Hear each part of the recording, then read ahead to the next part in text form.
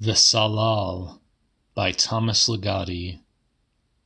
1. Moxton's leave-taking. None of them could say how it was they had returned to the skeleton town. Some had reached the central cross streets, where a single traffic light, long dead, hung down like a dark lantern. There they paused and stood dumbstruck, scarecrows standing out of place, their clothes lying loose and worn about scrawny bodies. Others slowly joined them, drifting in from the outskirts or disembarking from vehicles weighed down with transportable possessions. Then all of them gathered silently together on that vast, gray afternoon. They seemed too exhausted to speak, and for some time appeared not to recognize their location among the surrounding forms and spaces. Their eyes were fixed with an insomniac stare, the stigma of both monumental fatigue and painful attentiveness to everything in sight. Their faces were narrow and ashen, a few specks mingling with the dusty surface of that day and seeking to hide themselves within its pale hours. Opposing them was the place they had abandoned and to which they had somehow returned. Only one had not gone with them. He had stayed in the skeleton town, and now they had come back to it, though none of them could say how or why this had happened. A tall, bearded man who wore a flat-brimmed hat looked up at the sky. Within the clouds was a great, seeping darkness, the overflow of the coming night, and of a blackness no one had ever seen. After a moment, the man said, "It will be dark soon." His words were almost whispered, and the effort of speaking appeared to take the last of his strength. But it was not simply a depleted vigor that kept him and the others from turning about and making a second exodus from the town. No one could say how far they had gone before they reversed their course and turned back toward the place which they believed themselves to have abandoned forever. They could not remember what juncture or dead end they had reached that aborted the evacuation. Part of that day was lost to them, certain images and experiences hidden away. They could feel these things closeted somewhere in their minds, even if they could not call them to memory. They were sure they had seen something they should not remember, and so no one suggested that they set out again on the road that would take them from the town. Yet they could not accept staying in that place. A paralysis had seized them, that state of soul known to those who dwell on the highest plane of madness, aristocrats of insanity whose nightmares confront them on either side of sleep. Soon enough, the wrenching effect of this psychic immobility became far less tolerable than the prospect of simply giving up and staying in the town. Such was the case with at least one of these cataleptic puppets, a stick-like woman who said, "We have no choice. He has stayed in his house." Then another voice among them shouted, "He has stayed too long."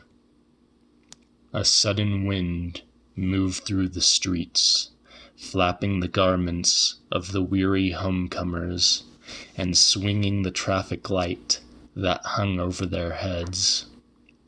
For a moment, all the signals lit up in every direction, disturbing the deep gray twilight.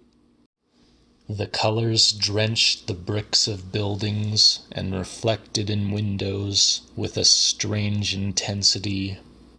Then the traffic light was dark once more, its fit of transformation done.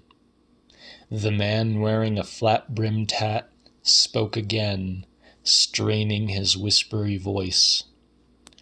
"We must meet together after we have rested." As the crowd of thin bodies sluggishly dispersed, there was almost nothing spoken among them.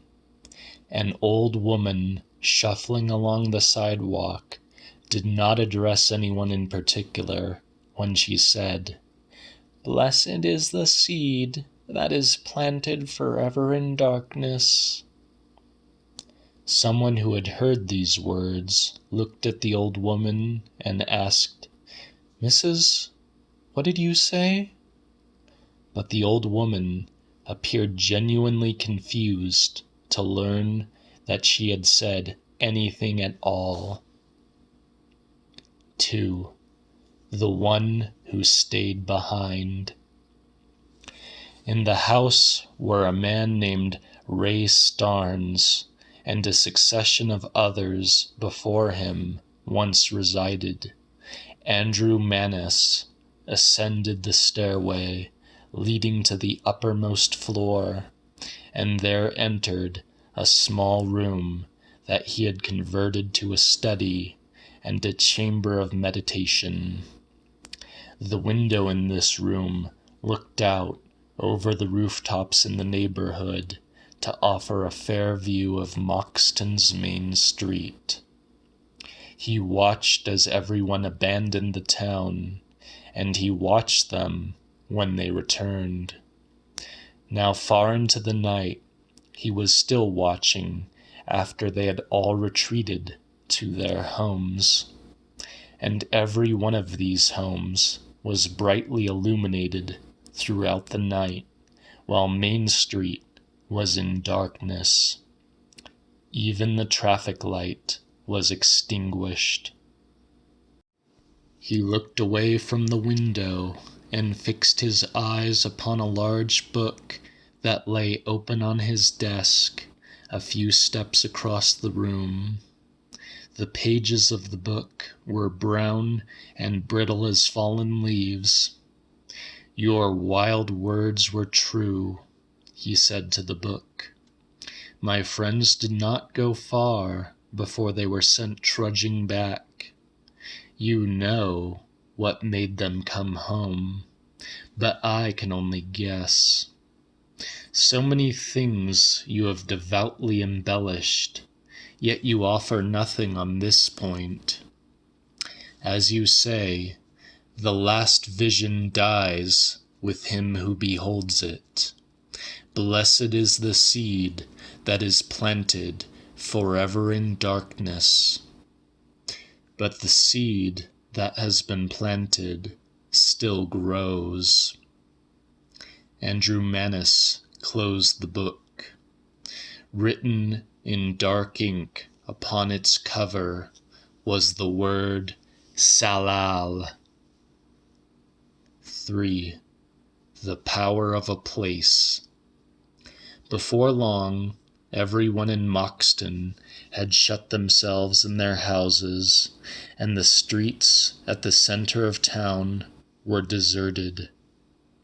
A few street lights shone on the dull facades of buildings, small shops, a modest restaurant, a church of indefinite denomination, and even a movie theater, which no one had patronized for some weeks. Surrounding this area were clusters of houses that, in the usual manner, collect about the periphery of skeleton towns. These were the structures of serene desolation that had settled into the orbit of a dead star. They were simple pinewood coffins, full of stillness, leaning upright against a silent sky.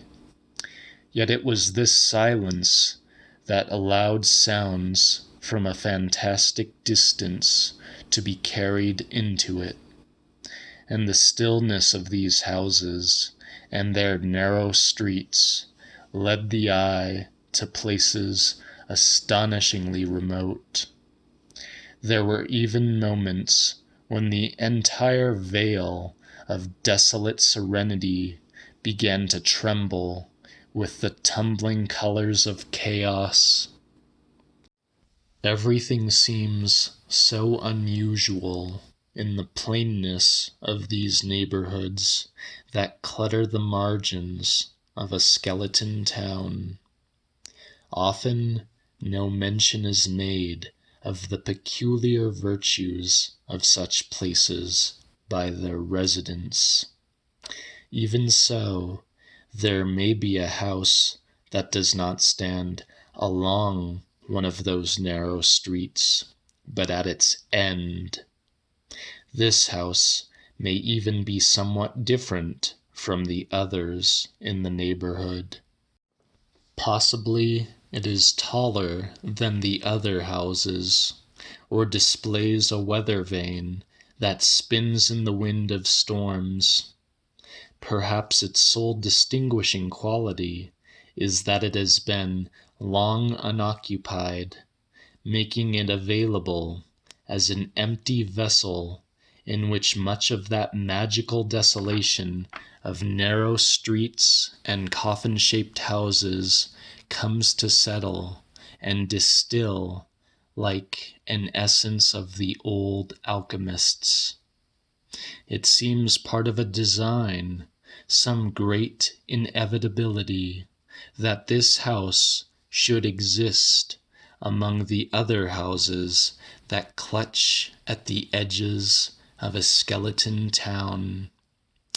And the sense of this vast, all-encompassing design, in fact, arises within the spindly residents of the area when one day, unexpectedly, there arrives a red-headed man with the key to this particular house. 4. Memories of a Moxton Childhood. Andrew Menes closed the book named Tsalal.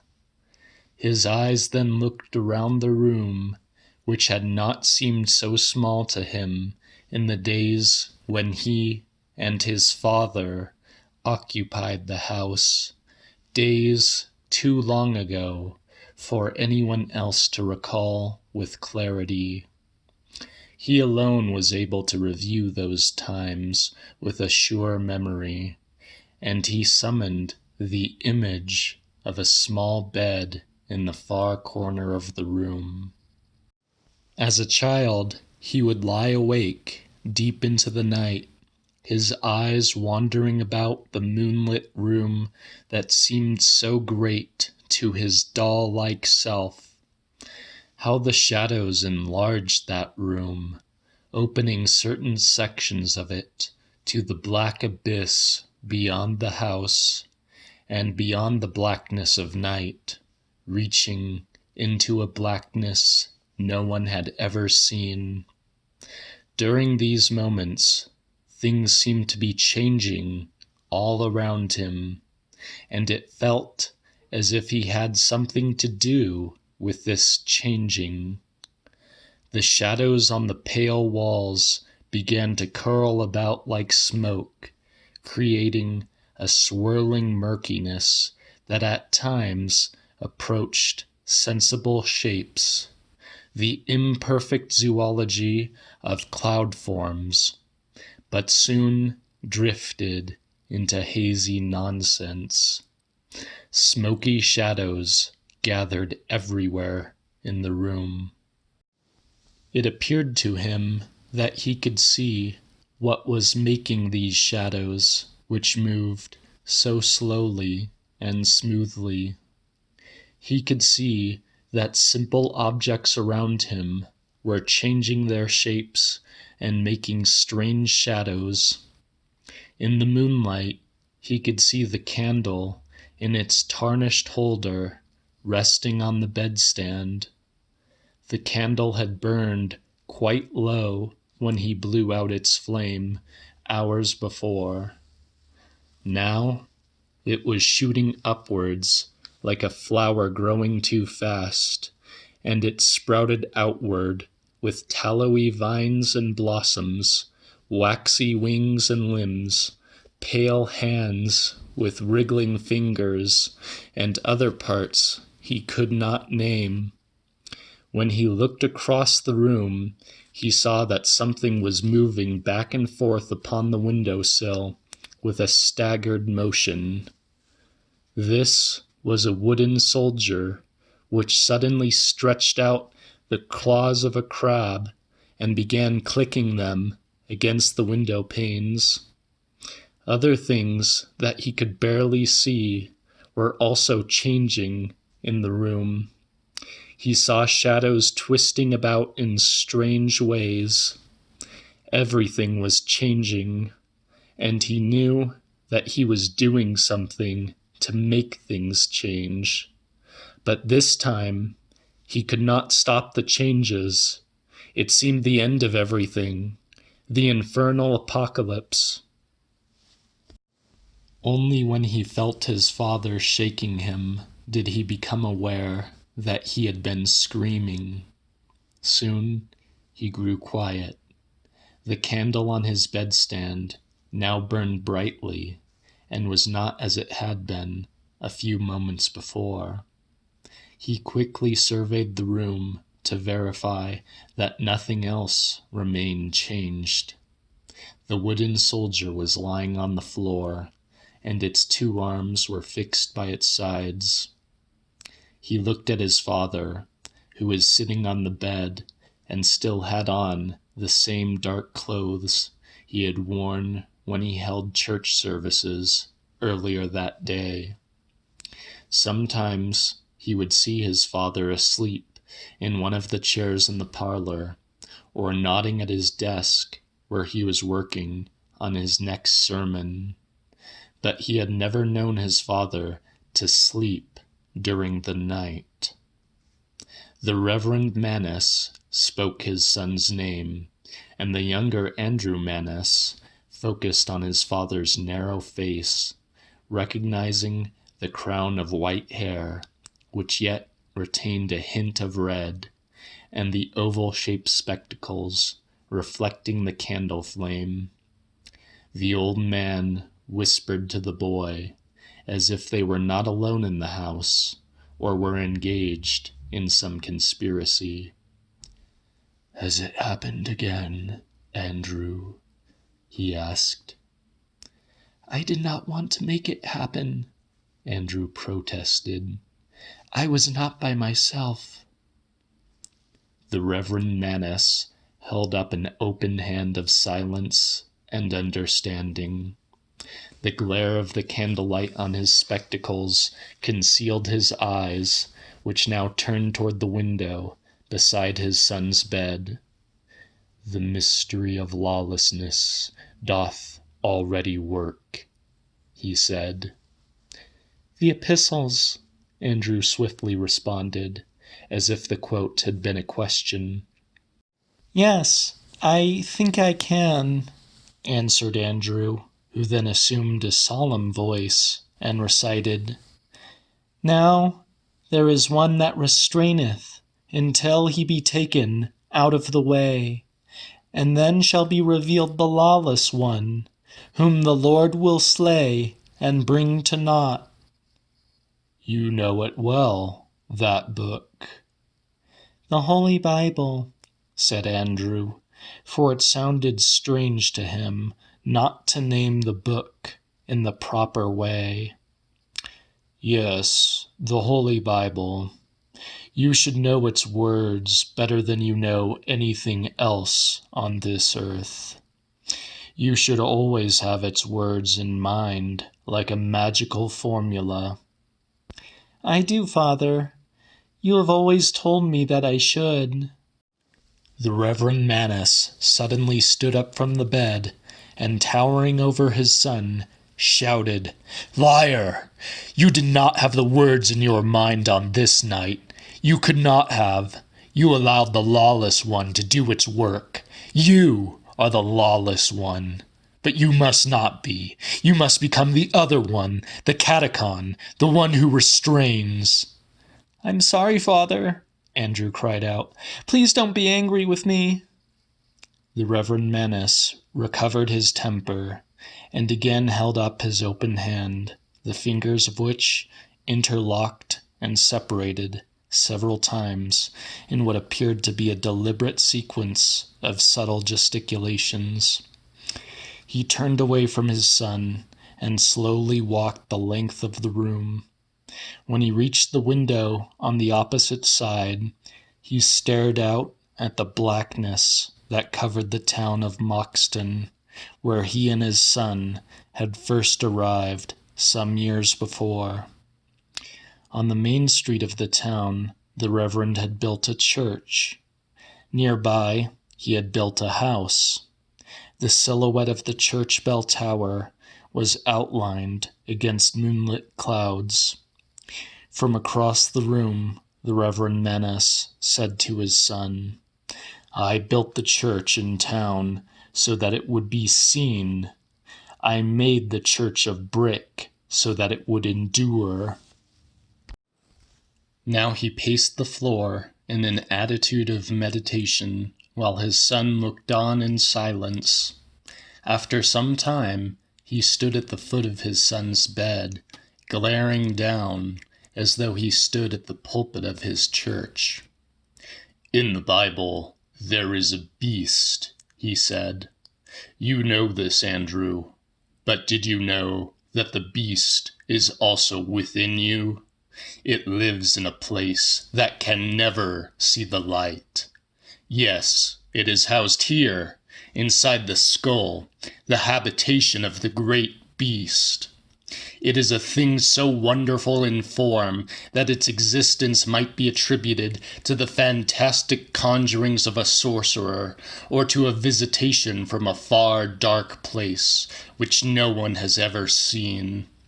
It is a nightmare that would stop our hearts should we ever behold it gleaming in some shadowy corner of our home, or should we ever, by terrible mischance, lay our hands upon the slime of its flesh.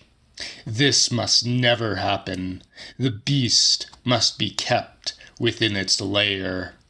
But the beast is a great power that reaches out into the world, a great maker of worlds that are as nothing we can know, and it may work changes on this world. Darkness and light, shape and color, the heavens and the earth, all may be changed by the beast, that great reviser of things seen and unseen, known and unknown. For all that we see and know are but empty vessels in which the beast shall pour a new tincture, therewith changing the aspect of the land, altering the shadows themselves, giving a strange color to our days and our nights, making the day into the night, so that we dream while awake and can never sleep again. There is nothing more awful and nothing more sinful than such changes in things. Nothing is more grotesque than these changes. All changes in things are grotesque. The very possibility of changes in things is grotesque, and the beast is the author of all changes. You must never again consort with the beast. Don't say that, Father, Andrew screamed, the palms of his hands pressed to his ears in order to obstruct further words of judgment.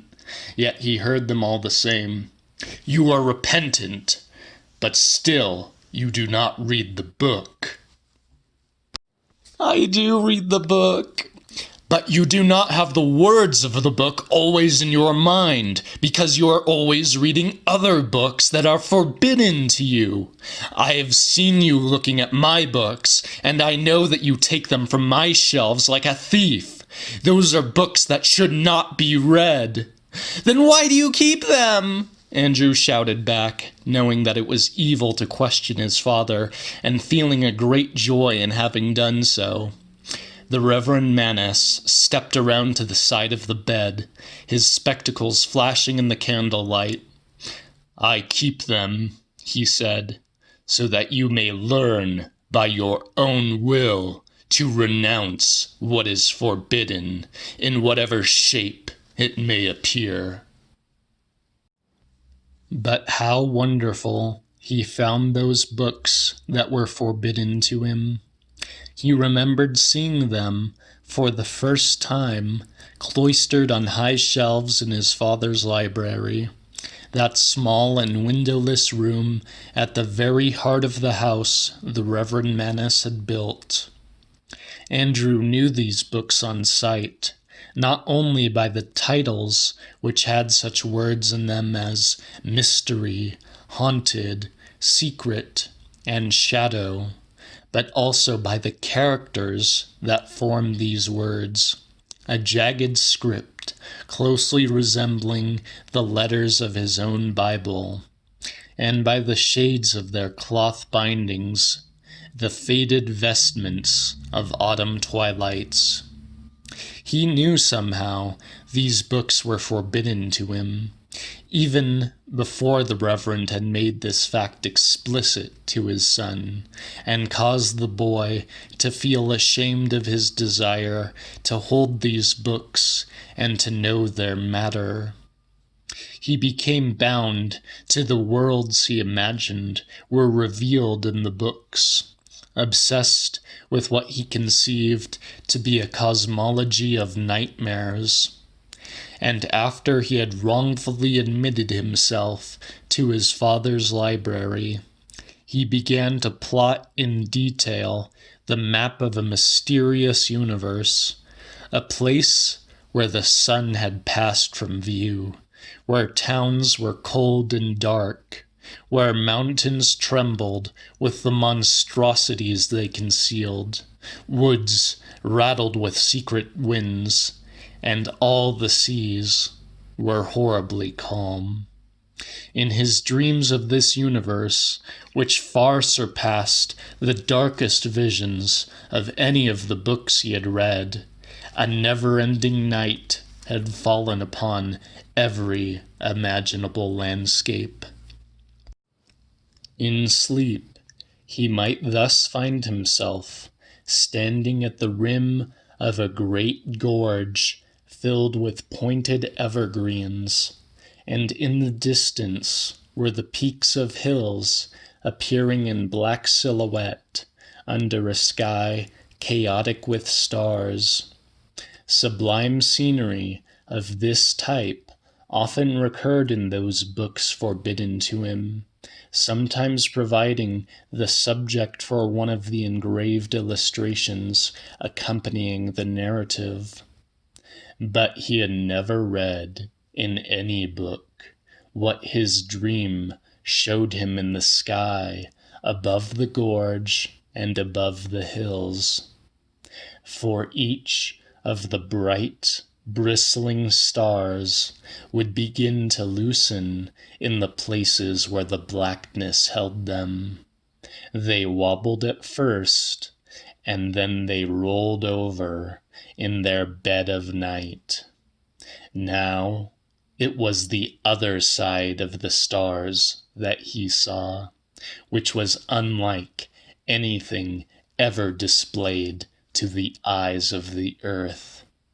What he could see resembled not stars, but something more like the underside of large stones one might overturn deep in damp woods.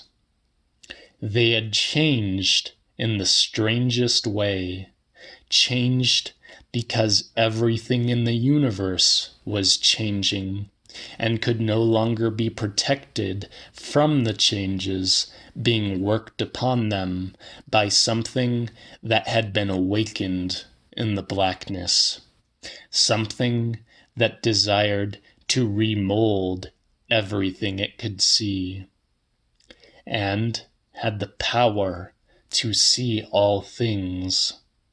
Now, the faces of the stars were crawling with things that made them gleam in a way that stars had never gleamed before. And then these things he saw in his dream began to drip from the stars toward the earth, streaking the night with their gleaming trails. In those nights of dreaming, all things were subject to forces that knew nothing of law or reason, and nothing possessed its own nature or essence, but was only a mask upon the face of absolute darkness, a blackness no one had ever seen. Even as a child, he realized that his dreams did not follow the creation taught to him by his father and by that book. It was another creation he pursued, a counter-creation, and the books on the shelves of his father's library could not reveal to him what he desired to know of this other Genesis. While denying it to his father, and often to himself, he dreamed of reading the book that was truly forbidden, the scripture of a deadly creation, one that would tell the tale of the universe in its purest sense.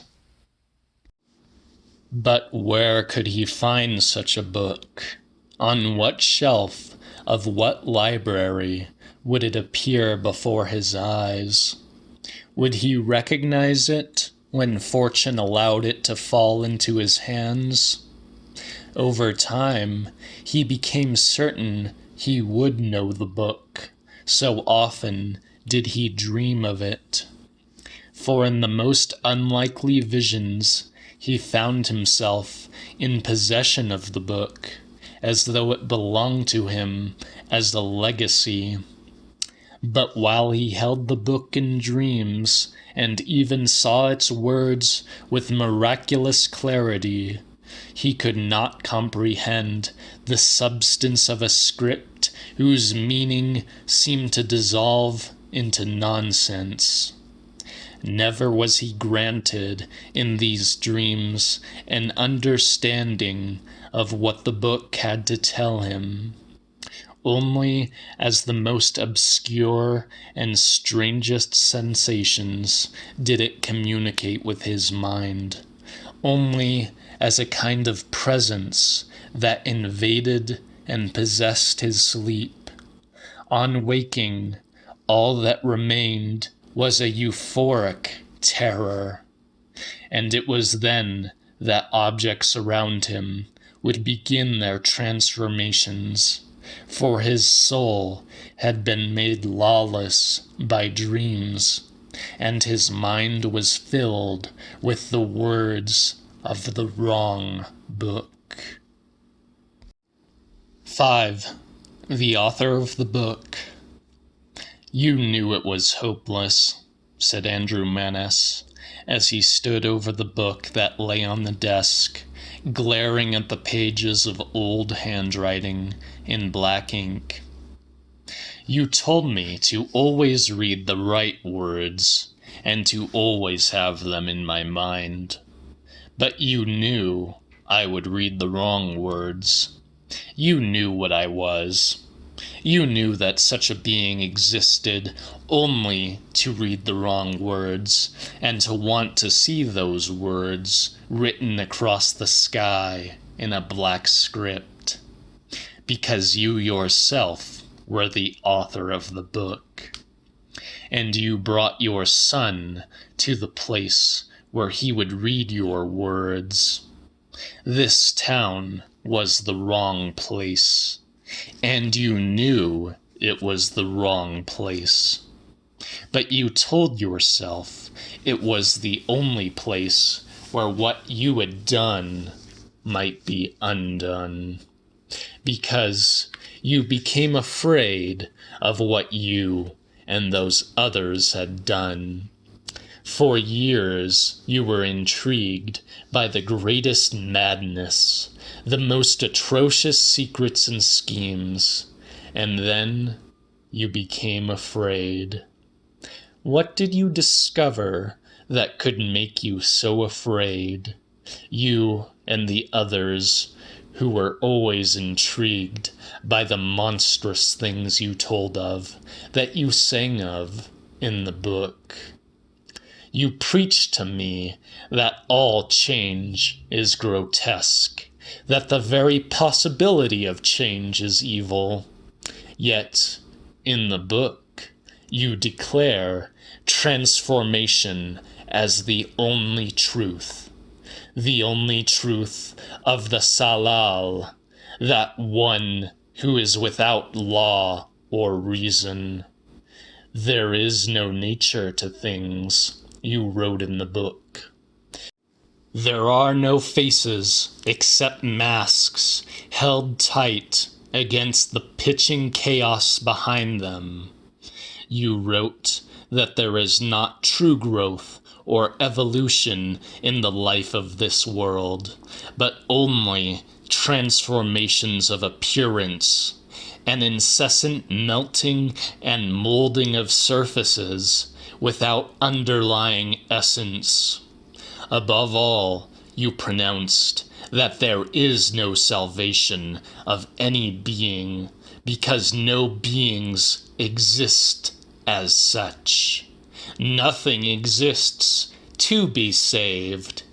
Everything, everyone exists only to be drawn into the slow and endless swirling of mutations that we may see every second of our lives if we simply gaze through the eyes of the Tsalal. Yet, these truths of yours that you kept writing in your book cannot be the reason you became afraid.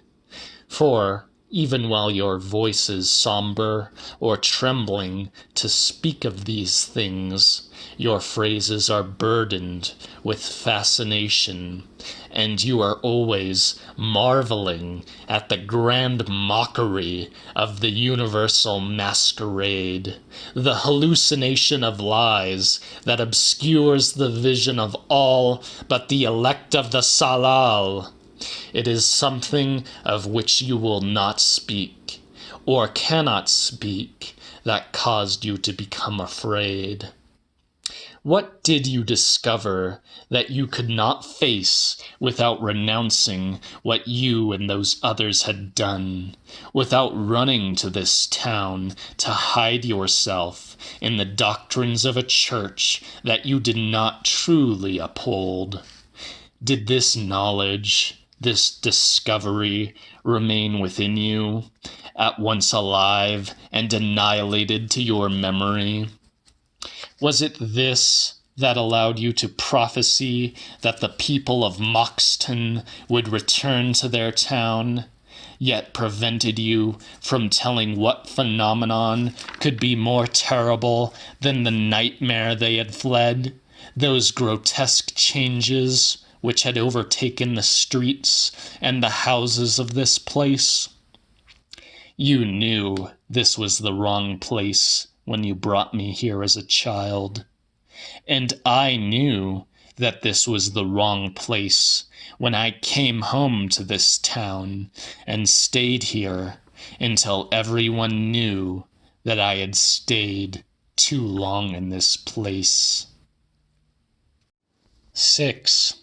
The White-Haired Woman. Not long after Andrew Maness moved back to the town of Moxton, an old woman came up to him late one afternoon on the street. He was staring into the window of a repair shop that closed early. Corroded pieces of machinery were strewn before him, as if on display, the guts and bones of a defunct motor of some kind. His reverie was disturbed when the old woman said, "I've seen you before." "That is possible, ma'am," he replied. "I moved into a house on Oakman a few weeks ago." "No, I mean that I've seen you before that." He smiled very slightly at the old woman and said, "I lived here for a time, but I didn't think anyone would remember." "I remember the hair. It's red, but kind of greenish, too. Yellow, maybe." "Discolored through the years," he explained. "I remember it the way it was, and it's not much different now. My hair's as white as salt." "Yes, ma'am," he said. "I told those damn fools I remembered. No one listens to me. What's your name?" "My name, Mrs. "Spikes," she snapped. My name, Mrs. Spikes, is Andrew Maness." Maness, she chanted to herself. "Now, I don't think I know a Maness. You're in the Starnes house." It was in fact purchased from one of Mr. Starnes' family, who inherited the house after he died. "Used to be the Waterses lived there. Before them, the Welleses. And before them, the McQuisters. But that's getting to be before my time. Before the McQuisters is just too damn long to remember. Too damn long." She was repeating these words as she charged off down the street. Andrew Maness watched her thin form and salt-white hair recede and lose all color in the drab surroundings of the skeleton town. 7. Revelations of a Unique Being. For Andrew Maness, the world had always been divided into two separate realms, defined by what he could only describe as a prejudice of soul. Accordingly, he was provided with a dual set of responses that he would have to a given locale, so that he would know if it was a place that was right for him, or one that was wrong. In places of the former type, there was a separation between his self and the world around him, an enveloping absence. These were the great empty spaces which comprised nearly the whole of the world. There was no threat presented by such places, but there were other places where it seemed a presence of some dreadful kind was allowed to enter, a force that did not belong to these places, yet moved freely within them and within him. It was precisely such places as this, and the presence within them, which came to preside over his life and determine its course. He had no choice, for this was the scheme of the elect persons who had generated him, and he was compelled to fall in with their design. He was, in fact, the very substance of their design. His father knew that there were certain places in the world to which he must respond, even in his childhood, which would cause him to undergo a second birth under the sign of the Tsalal. The Reverend Manus knew that the town of Moxton was among such places, outposts on the desolate borderlands of the real. He said that he had brought his son to this town so that the boy would learn to resist the presence he would feel here and elsewhere in the world. He said that he had brought his son to the right place, but he had in fact brought him to a place that was entirely wrong for the being that he was. And he said that his son should always fill his mind with the words of that book. But these words were easily silenced and usurped by those other words in those other books. His father seemed to entice him into reading the very books he should not have read. Soon, these books provoked in Andrew Manus the sense of that power and that presence which may manifest itself in a place such as the town of Moxton. And there were other places where he felt that same presence. Following intuitions that grew stronger as he grew older, Andrew Manus would find such places by hazard or design.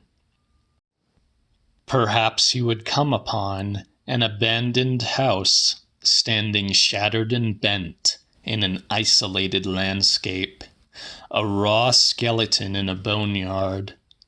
But this dilapidated structure would seem to him a temple, a wayside shrine to that dark presence with which he sought union, and also a doorway to the dark world in which it dwelled. Nothing can convey those sensations, the countless nuances of trembling excitement, as he approached such a decomposed edifice whose skewed and ragged outline suggested another order of existence, the truest order of existence, as though such places as this house were only wavering shadows cast down to earth by a distant, unseen realm of entity. There he would experience the touch of something outside himself, something whose will was confused with his own, as in a dream wherein one feels possessed of a fantastic power to determine what events will transpire, and yet also feels helpless to control that power, which, through oneself, may produce the chaos of nightmare. This mingling of mastery and helplessness overwhelmed him with a black intoxication and suggested his life's goal: to work the great wheel that turns in darkness, and to be broken upon it. Yet Andrew Manus had always known that his ambition was an echo of that conceived by his father many years before, and that the pursuit of this ambition had been consummated in his own birth. 8. Not much more than a century ago. As a young man, the Reverend Manus explained to his son, who was now a young man himself, I thought myself an adept in the magic of the old gods, a communicant of entities both demonic and divine. I did not comprehend for years that I was merely a curator in the museum where the old gods were on display, their replicas and corpses set up in the countless galleries of the invisible, and now the extinct. I knew that in past millennia, these beings had always replaced one another as each of them passed away, along with the worlds that worshipped them. This mirror-like succession of supreme monarchs may still seem eternal to those who have not sensed the great shadow which has always been positioned behind every deity or pantheon. Yet I was able to sense this shadow and see that it had eclipsed the old gods without, in any way, being one of their kind. For it was even older than they, the dark background against which they had forever carried on their escapades as best they could. But its emergence into the foreground of things was something new, an advent occurring not much more than a century ago. Perhaps this great blackness, this shadow, has always prevailed on worlds other than our own, places that have never known the gods of order, the gods of design. Even this world had long prepared for it, creating certain places where the illusion of a reality was worn quite thin, and where the gods of order and design could barely breathe. Such places as this town of Moxton became fertile ground for this blackness no one had ever seen. Yes, it was not much more than a century ago that the people of this world betrayed their awareness of a new god that was not a god. Such an awareness may never be complete, never reach a true agony of illumination, except among an elect. I myself was slow in coming to it. The authenticity of my enlightenment may seem questionable and arbitrary, considering its source. Nonetheless, there is a tradition of revelation, an ancient protocol by which knowledge of the unseen is delivered to us through inspired texts. And it is by means of these scriptures, dictated from beyond, that we of this world may discover what we have not and cannot experience in a direct confrontation. So it was with the Tsalal. But the book that I have written, and which I have named Tsalal, is not the revealed codex of which I am speaking.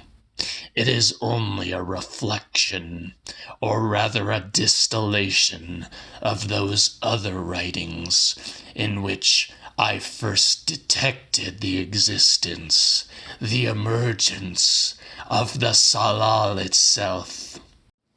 Of course, there have always been writings of a certain kind, a primeval lore which provided allusions to the darkness of creation and to monstrosities of every type, human and inhuman, as if there were a difference.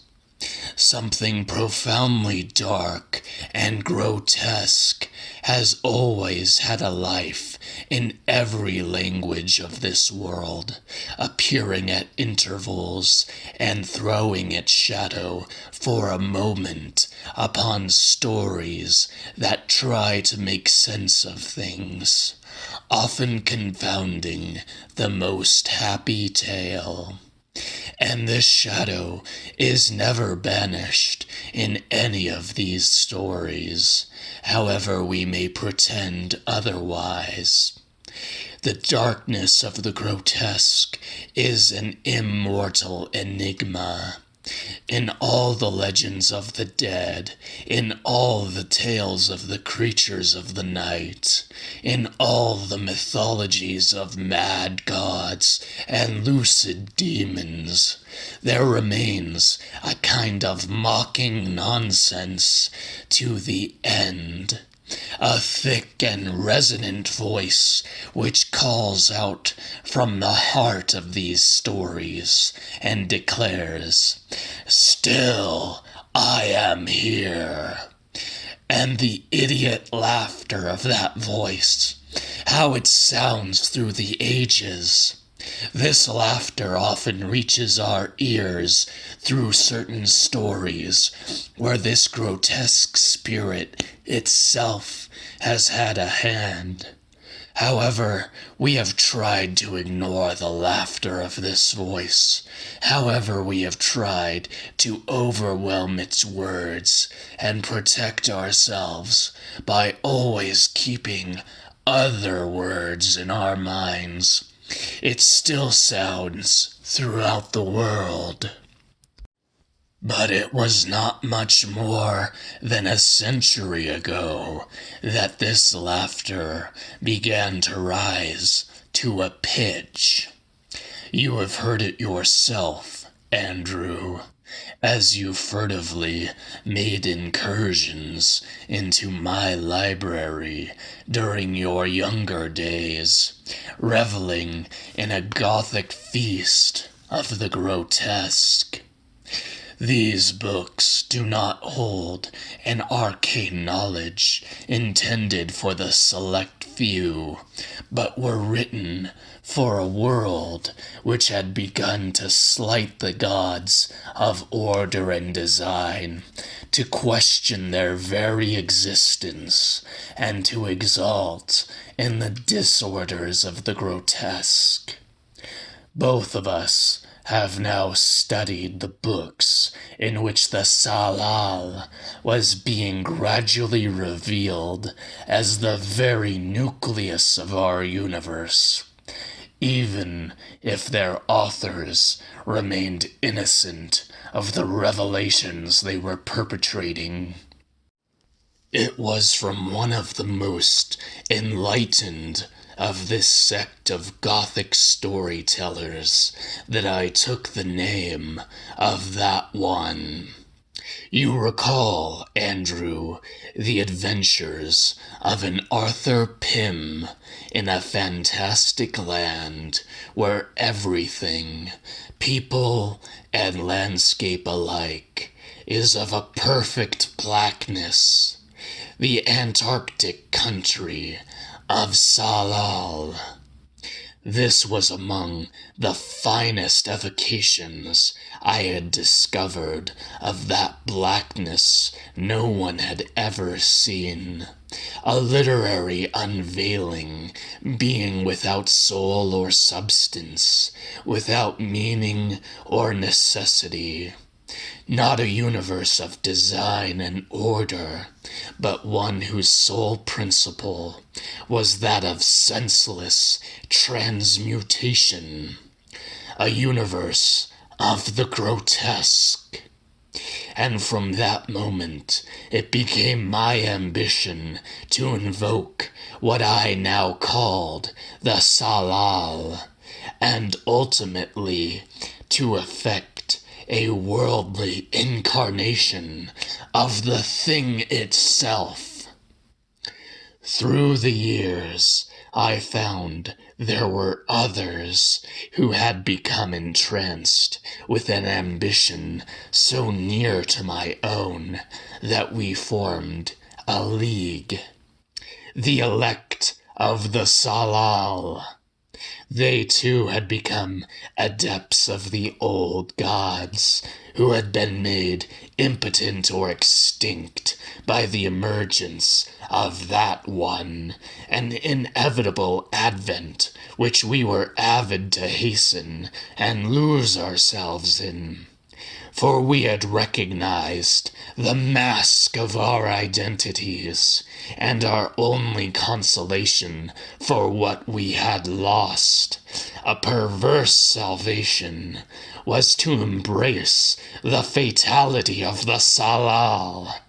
Vital to this end was a woman upon whom was performed a ceremony of conception.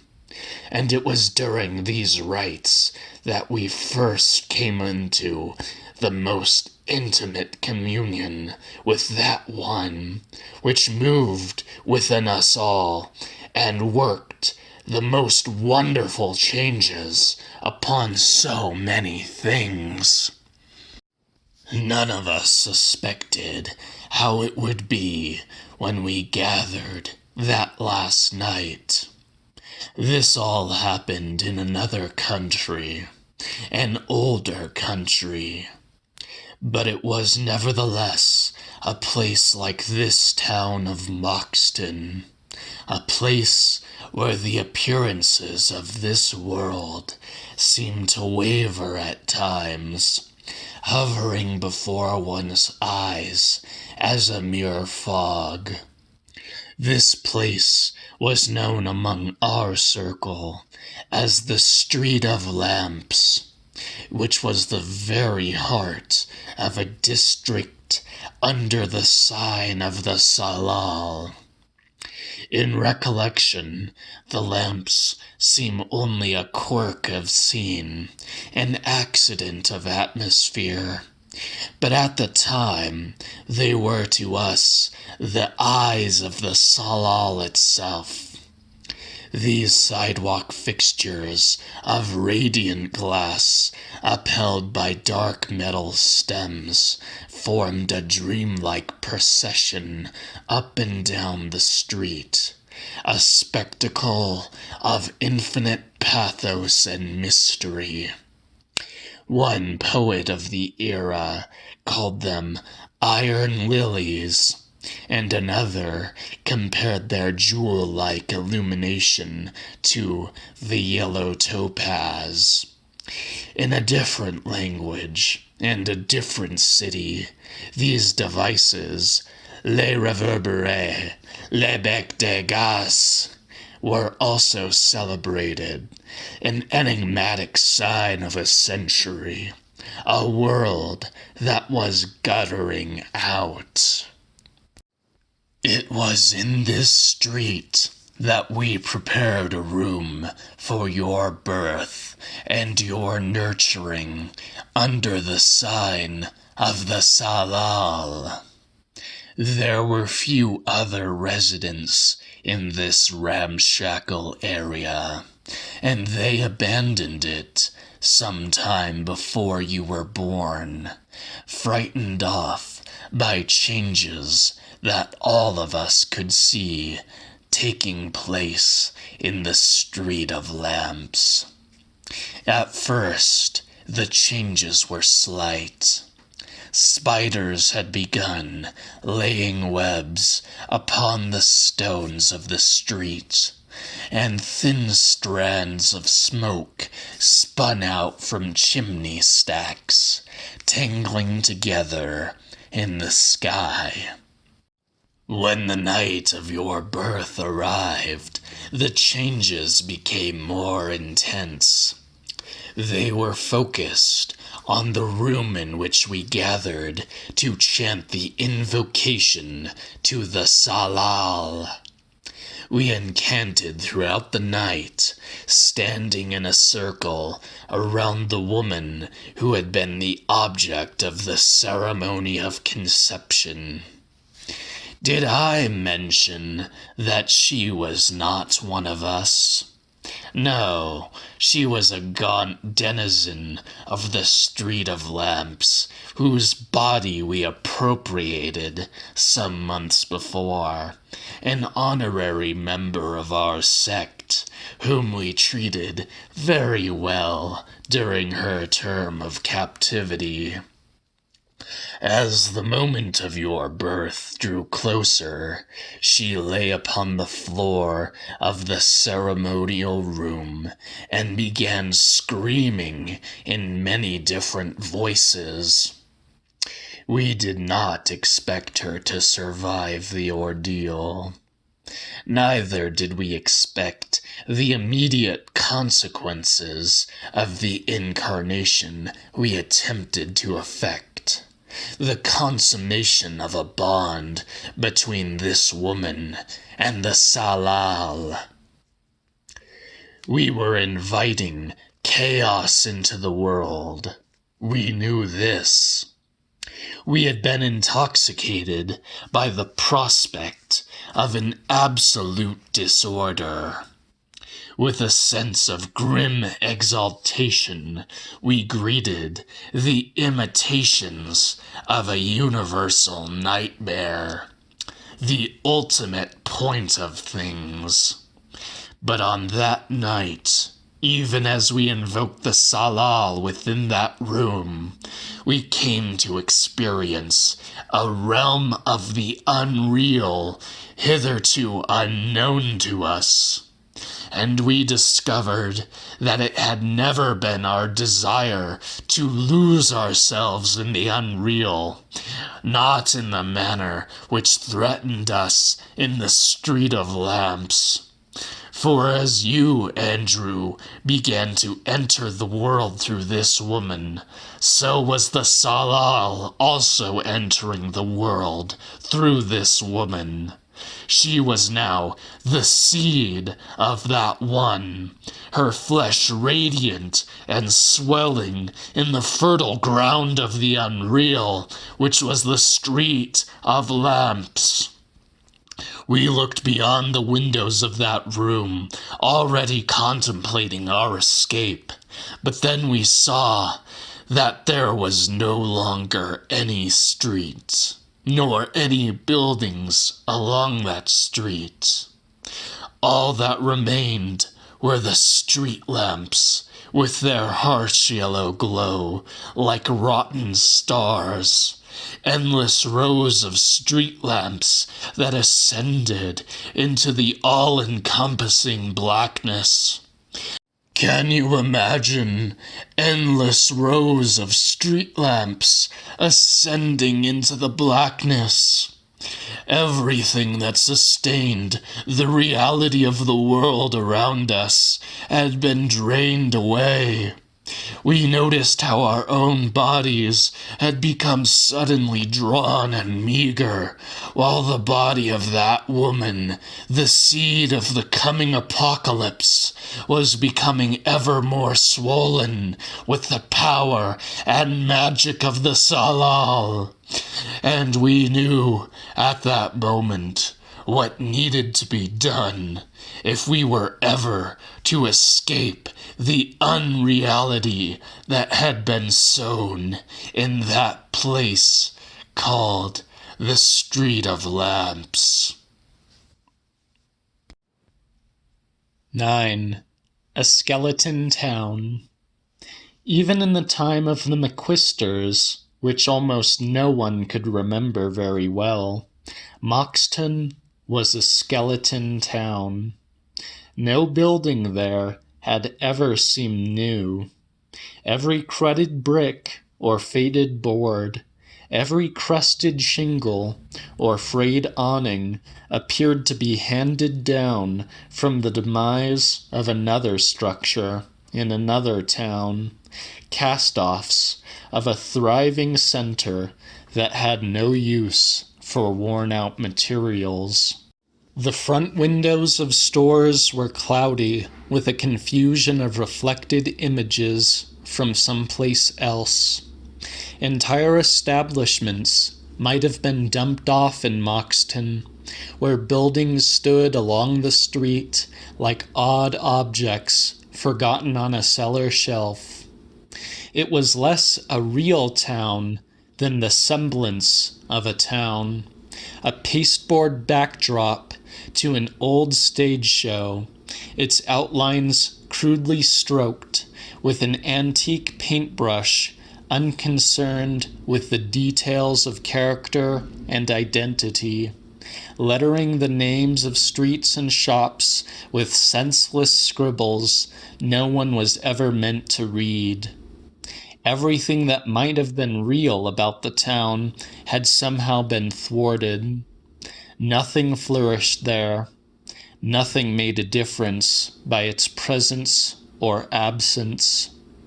No business could do more than anonymously survive in Moxton. Even larger enterprises, such as a dime store or a comfortable hotel, could not assert themselves, but were forced to assume the same air of unreality possessed by lesser establishments. The shoe store, whose tiny front window displayed merchandise long out of style, the clothes store, where dust collected in the folds of garments worn by headless mannequins, the repair shop, at which a good number of the items brought in were left unclaimed and lay corroding in every cranny of the place. Many years ago, a movie theater opened on the prominent corner of Webster and Main, decades before a traffic light had been hung over the intersection of these streets. A large neon sign with letters stacked in a vertical file spelled out the word Riviera. For a moment, this word appeared in searing magenta against the Moxton twilight, calling up and down the street to everyone in the town. But by nightfall, the glowing letters had been subdued, their glamour suffocating in a rarefied atmosphere where sights and sounds were drained of reality. The new movie theater now burned no more brightly than McQuister's Pharmacy across the street. Both of them were allotted a steady and modest patronage in a skeleton town that was no more enchanted with the one than the other. Thus was the extent of Moxton's compromise with any manifestation of the real. For there are certain places that exist on the wayside of the real. A house, a street, even entire towns which have claims upon them by virtue of some nameless affinity with the most remote orders of being. They are, these places, fertile ground for the unreal, and retain the minimum of immunity against exotic disorders and aberrations. Their concessions to a given fashion of reality are only placating gestures, a way of stifling it through limited acceptance. It was unnecessary, even perverse, to resist construction of the movie theater or the new church, founded in 1893 by the Reverend Andrew Maness. Such an action might imbue these things with an unwarranted measure of substance or power, and in a skeleton town there is little substance, while all power resides only in the unreal. The citizens of such a place are custodians of a rare property, a precious estate whose true owners are momentarily absent.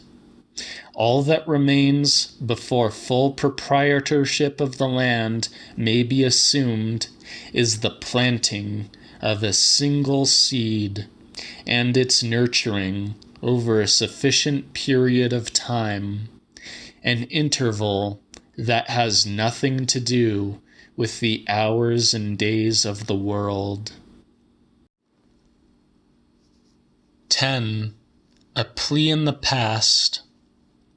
As Andrew Maness grew older in the town of Moxton, he watched his father submit to the despair and the wonder that he could not unmake the thing that he and those others had incarnated. On several occasions, the Reverend entered his son's room as the boy slept.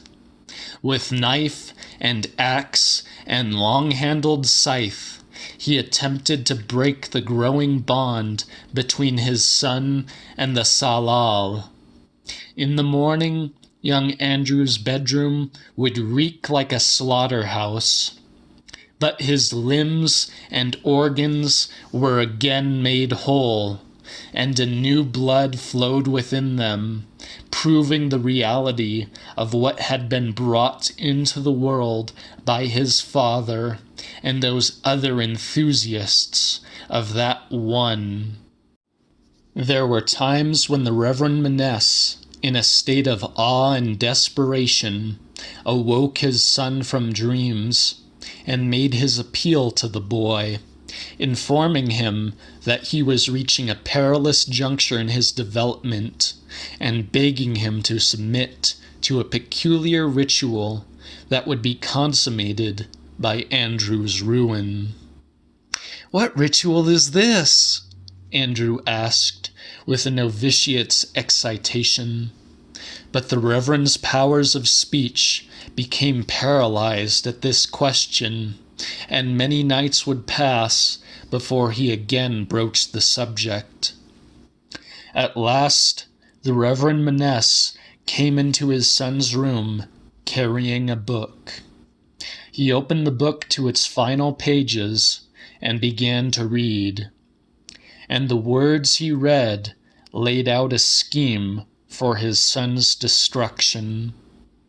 These words were his own, the ultimate chapter in a great work he had composed documenting a wealth of revelations concerning the force or entity called the Tsalal. Andrew could not take his eyes off the book and strained to hear every resonance of his father's reading from it, even if the ritual the old man spelled out dictated the atrocious manner of Andrew's death, the obliteration of the seed of the apocalypse, which was called the Tsalal.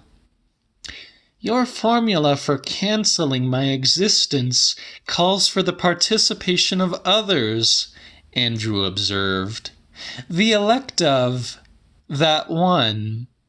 "Tsalal," the Reverend Maness intoned, still captivated by an occult nomenclature. "Tsalal," Andrew echoed. "My protector, my guardian of the black void." "You are not yet wholly the creature of that one. I have tried to change what I could not. But you have stayed too long in this place, which was the wrong place for a being such as you. You are undergoing a second birth under the sign of the Tsalal. But there is still enough time if you will submit yourself to the ritual." "I must ask, Father, who will carry it out? Will there be a convocation of strangers in this town?" After a painfully reflective pause, the Reverend said, "There are none remaining who will come. They would be required to relive the events following your birth, the first time you were born." "And my mother?" Andrew asked. "She did not survive." "But how did she die?" "By the ritual. the Reverend Maness confessed. At the ritual of your birth, it became necessary to perform the ritual of death. Her death? As I told you before, the ritual had never been performed or even conceived prior to that night on which you were born. We did not know what to expect. But after a certain point, after seeing certain things, we acted in the correct manner, as if we had always known what needed to be done. And what needed to be done, Father? It is all in this book. You have the book, but you're still lacking for those others, a congregation, so to speak. I have my congregation in this very town. They will do what needs to be done. To this you must submit yourself.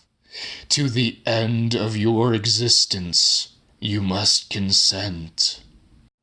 And if I don't? Soon, the Reverend Maness began, the bond will be sealed between you and the other, that one which is all nightmare of grotesque metamorphoses behind the dream of earthly forms. That one which is the center of so-called entity and so-called essence. To the living illusions of the world of light will come a blackness no one has ever seen, a dawn of darkness. What you yourself have known of these things is only a passing glimpse, a flickering candle flame beside the conflagration which is to come. You have found yourself fascinated by those moments after which you have been asleep and awake to see how the things around you are affected in their form. You look on as they change in every freakish manner, feeling the power that changes them to be connected to your own being, conveying to you its magic through a delicate cord. Then the cord grows too thin, your mind returns to you, and the little performance you were watching comes to an end. But you have already stayed long enough in this place to have begun a second birth under the sign of the Tsalal. The cord between you and that one is strong. Wherever you go, you will be found. Wherever you stay, there the changes will begin. For you are the seed of that one. You are just as the luz, the bone seed of rabbinic prophecy, that sliver of every mortal self from which the whole body may be constructed and stand for judgment at the end of time. Wherever you stay, there the resurrection will begin. You are a fragment of the one that is without law or reason. The body that will grow out of you is the true body of all things. The changes themselves are the body of the Tsalal. The changes are the truth of all bodies, which we believe have a face and a substance, only because we cannot see that they are always changing, that they are only fragile forms which are forever being shattered in the violent whirlpool of truth. This is how it will be for all your days. You will be drawn to a place that reveals the sign of the Tsalal, an aspect of the unreal, a forlorn glamour in things. And with your coming, the changes will begin. These may go unnoticed for a time, affecting only very small things, or greater things in subtle ways, a disruption of forms that you very well know.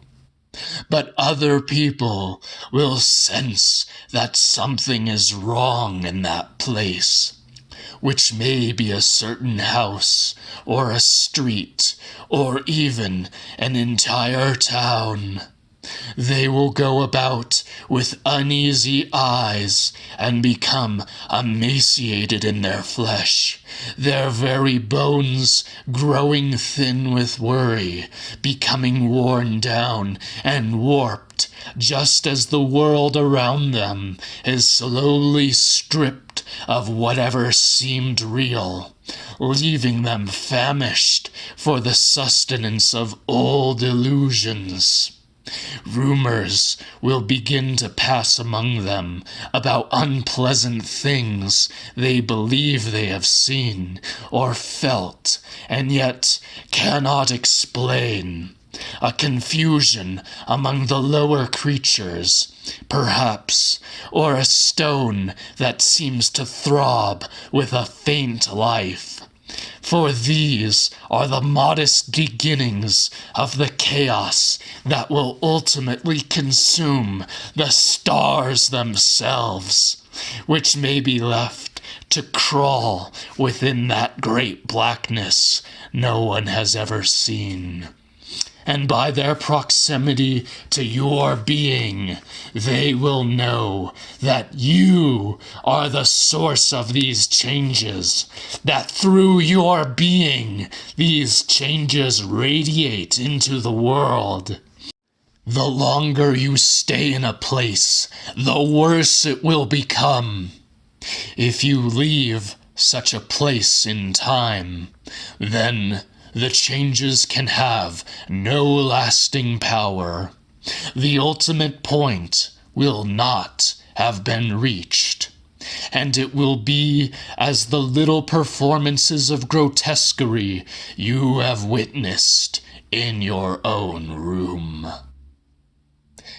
And if I do stay in such a place? Asked Andrew. Then the changes will proceed toward the ultimate point. So long as you can bear to watch the appearances of things become degraded and confused, so long as you can bear to watch the people in that place wither in their bodies and minds, the changes will proceed toward their ultimate point. The disintegration of all apparent order, the birth of the Tsalal. Before that happens, you must submit to the ritual of the ultimate point. But Andrew Maness only laughed at his father's scheme, and the sound of this laughter almost shattered the Reverend entirely. In a deliberately serious voice, Andrew said, "Do you really believe you will gain the participation of others?" The people of this town will do the work of the ritual, his father replied. When they have seen certain things, they will do what must be done.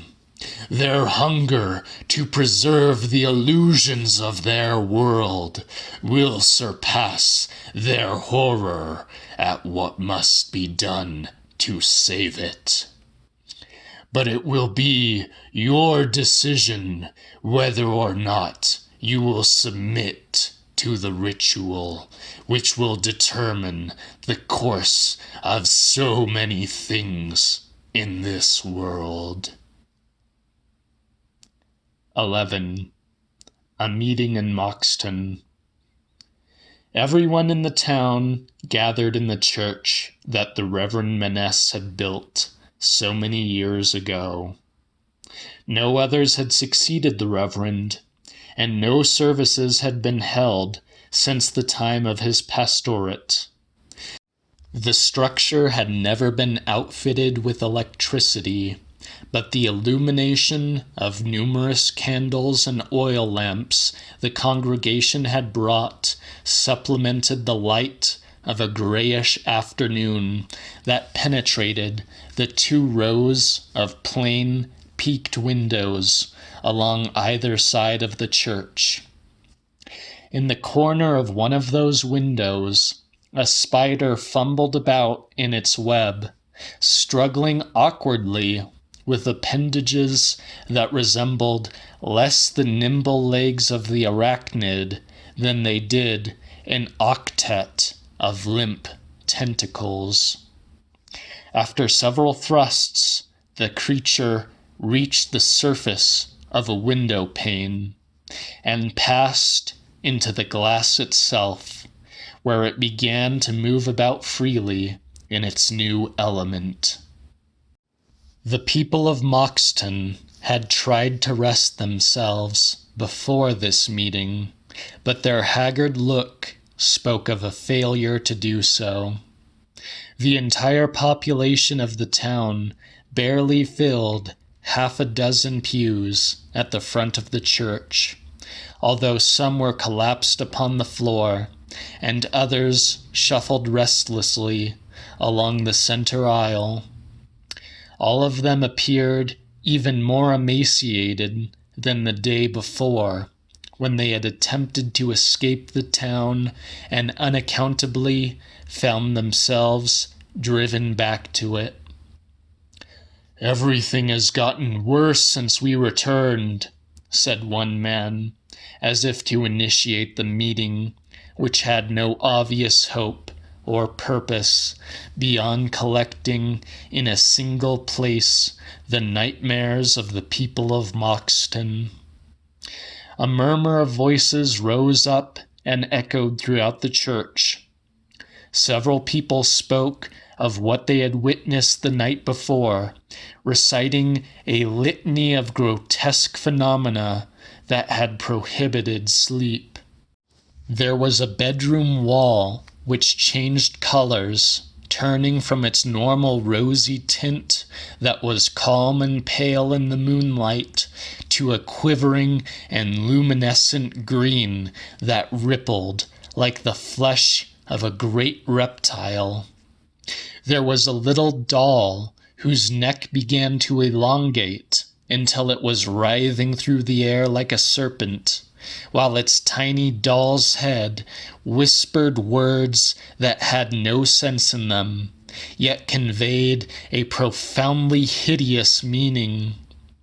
There were things no one had seen that made noises of a deeply troubling nature in the darkness of cellars or behind the doors of closets and cupboards.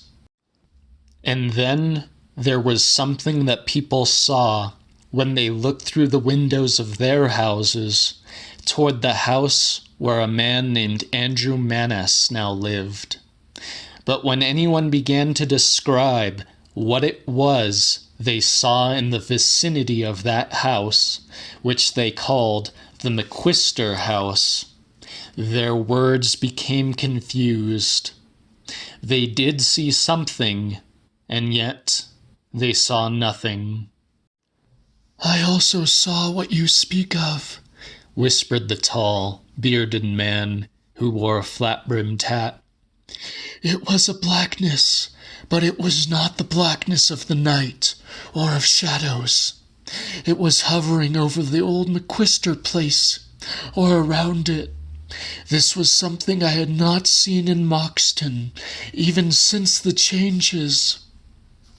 "No, not in Moxton, not in the town, but you have seen it before. We have all seen it," said a man's voice that sounded as if it came from elsewhere in the church. "Yes," answered the tall man, as if confessing a thing that had formerly been denied. "But we are not seeing it the way it might be seen, the way we had seen it when we were outside the town, when we tried to leave and could not." "That was not blackness we saw then," said one of the younger women, who seemed to be wresting an image from her memory. "It was something that wasn't blackness at all." "There were different things," shouted an old man, who suddenly stood up from one of the pews, his eyes fixed in a gaze of revelation. A moment later, this vision appeared to dissolve, and he sat down again. But the eyes of others followed this vision, surveying the empty spaces of the church and watching the flickering lights of the many lamps and candles. "There were different things," someone started to say, and then someone else completed the thought. "But they were all spinning and confused, all swirling together." "Until all we could see was a great blackness," said the tall man, gaining his voice again.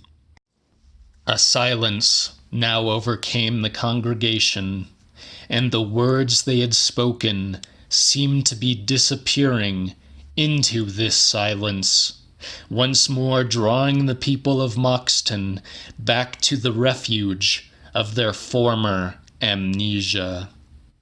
But before their minds lost all clarity of recollection, a woman named Mrs. Spikes rose to her feet, and from the last row of the church, where she sat alone, cried out, "Everything started with him, the one in the McQuister house." "How long has it been?" one voice asked. "Too long," answered Mrs. Spikes. "I remember him. He's older than I am, but he doesn't look older. His hair is a strange color."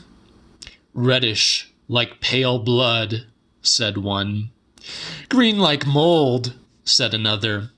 "Or yellow and orange, like a candle flame." "He lived in that same house, a long time ago," continued Mrs. Spikes. "Before the McQuisters. He lived with his father, but I can only remember the stories. I didn't see anything myself. Something happened one night. Something happened to the whole town. Their name was Menes." "That is the name of the man who built this church," said the tall man. "He was the first clergyman this town had seen, and there were no others after him. What happened, Mrs. Spikes?" "It was too long ago for anyone to remember. I only know the stories. The Reverend said things about his son, said the boy was going to do something, and how the people had to keep it from happening." "What happened, Mrs. Spikes? Try to remember." "I'm trying. It was only yesterday that I started to remember. It was when we got back to town. I remembered something that the Reverend had said in the stories about that night." "I heard you," said another woman. "You said, 'Blessed is the seed that is planted forever in darkness.'" Mrs. Spike stared straight ahead and lightly pounded the top of the pew with her right hand, as though she were calling up memories in this manner. Then she said, "That's what he was supposed to have been saying that night. 'Blessed is the seed that is planted forever in darkness.' And he said that people had to do something, but the stories I heard when I was growing up don't say what he wanted people to do. It was about his son. It was something queer, something no one understood, but no one did anything that he wanted them to do. When they took him home, his son wasn't there, and no one saw the young man again. The stories say that the ones who brought the Reverend to his house saw things there, but no one could explain what they saw. What everyone did remember was that late that same night, the bells started ringing up in the tower of this church. That's where they found the Reverend. He'd hung himself. It wasn't until the McQuisters moved into town that anyone would go near the Reverend's house. Then it seemed no one could remember anything about the place. "Just as we could not remember what happened only yesterday," said the tall man. "Why, we came back to this place when it was the last place we wanted to be. The blackness we saw was a blackness no one had ever seen. That blackness, which was not a blackness, but was all the colors and shapes of things darkening the sky." "A vision," said one old man, who had for many years been the proprietor of McQuister's pharmacy. "Perhaps only that," replied the tall man. "No," said Mrs. Spikes. "It was something he did.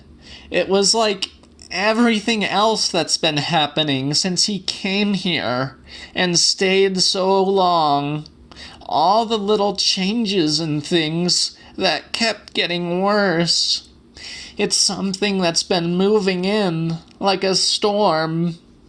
People have seen that it's in the town now, hanging over that house of his, and the changes and things are worse than ever. Pretty soon it's us that'll be changing."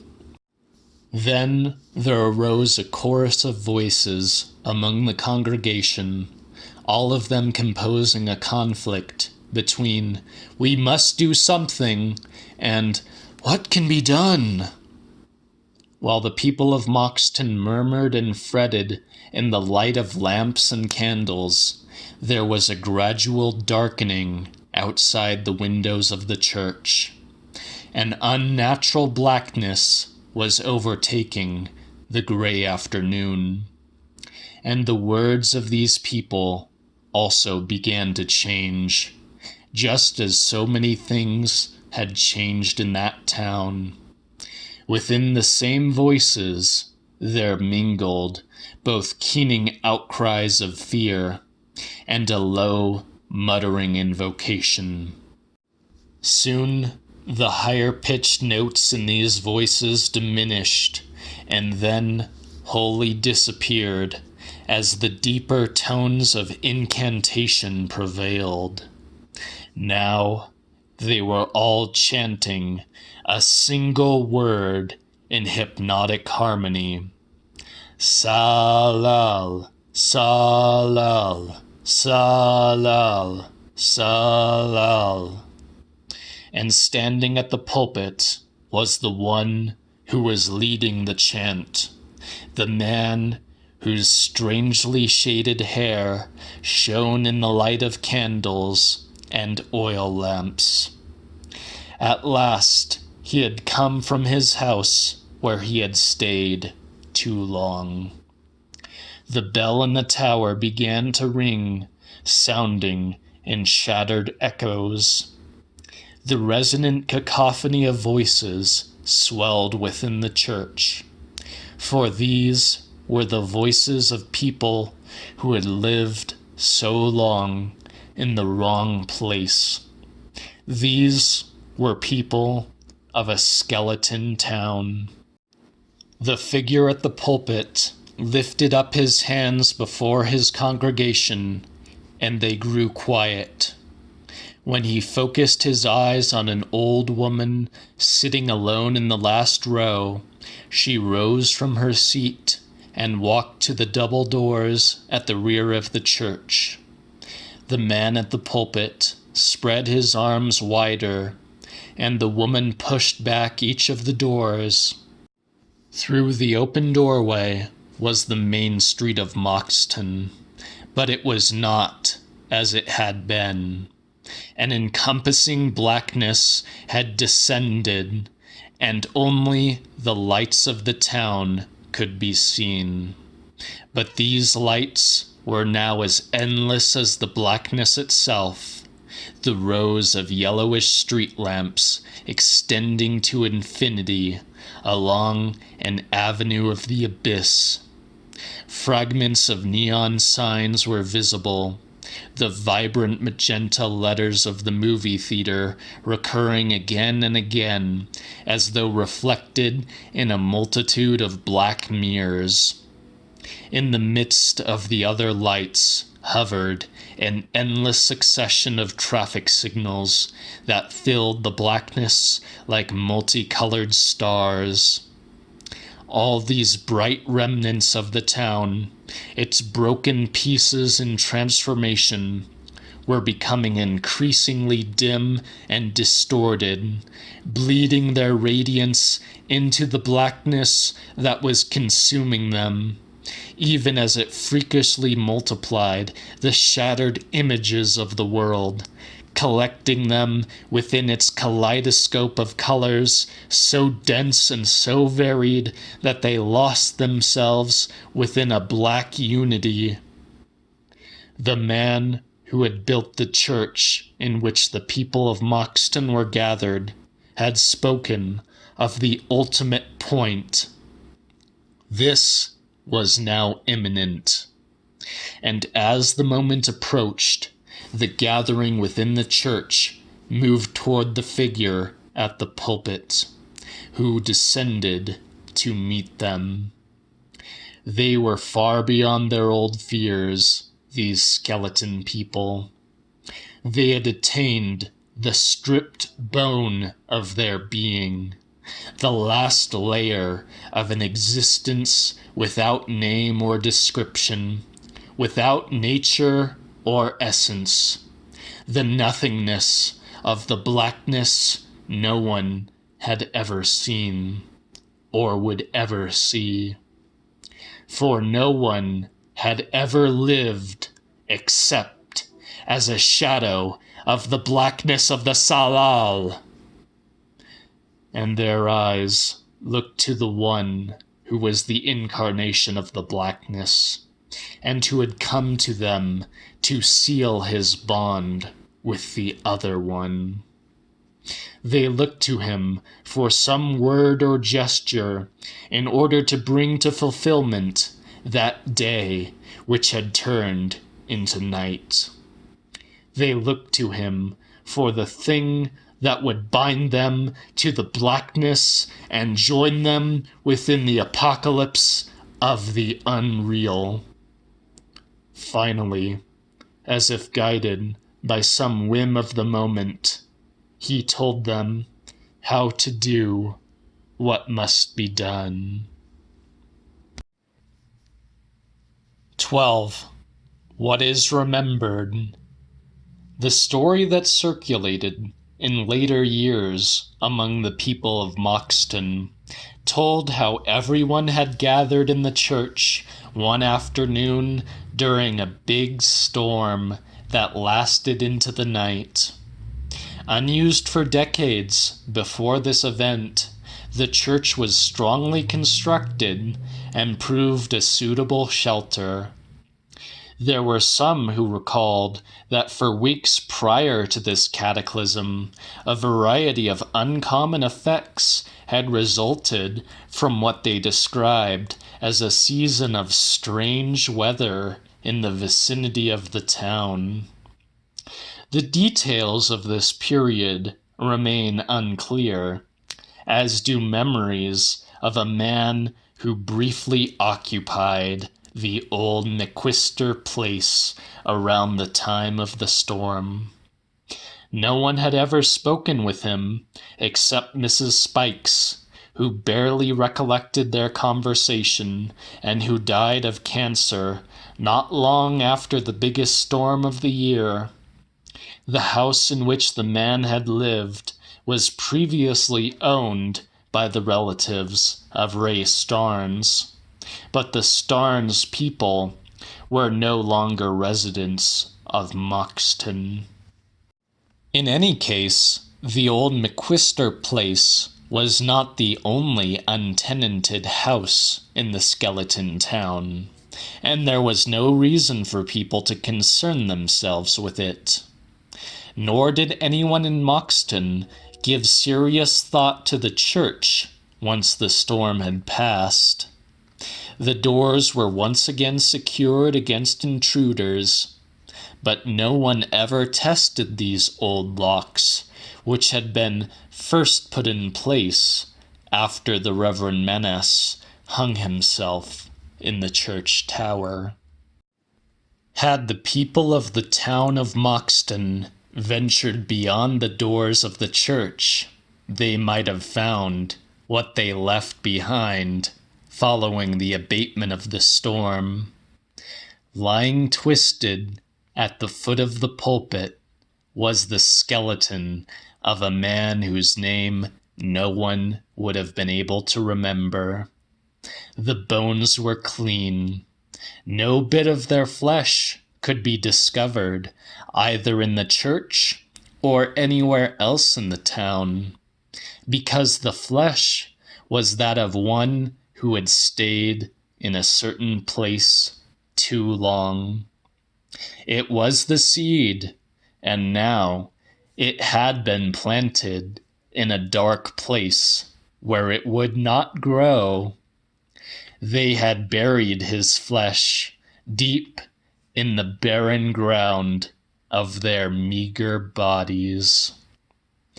Only a few strands of hair of an unusual color lay scattered upon the floor, mingling with the dust of the church.